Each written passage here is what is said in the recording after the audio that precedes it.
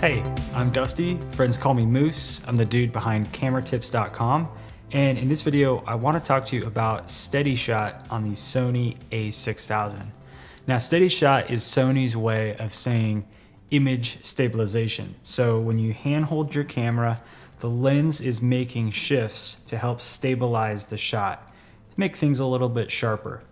Now you might be wondering, when would you not want SteadyShot on? And there are certain situations, especially when you're on a tripod, for instance, maybe taking a picture of a landscape, where you want to turn SteadyShot off to eliminate any chance that the lens might move during the shot. So let me go ahead and show you how to set this up.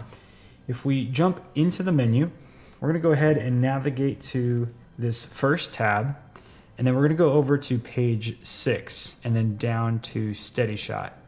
Here we can set SteadyShot to on or off. So what I'm going to do, I'm going to go ahead and leave it on, and I'm going to show you the difference between having it on and having it off. Without pressing the shutter, the camera is not utilizing, or I should say the lens is not utilizing SteadyShot. So you can kind of see how it's kind of shaky. Again, I'm not really trying to move the camera, just my normal hand movements. But when I half press the shutter, you can see how it almost becomes motionless. And when I release that shutter, we're back to shaking. So again, if you want to go back in and turn stabilization or SteadyShot off, you can go in here, turn this off, and now when you're mounted to a tripod, there won't be any movement from the lens and you'll end up with a nice sharp shot.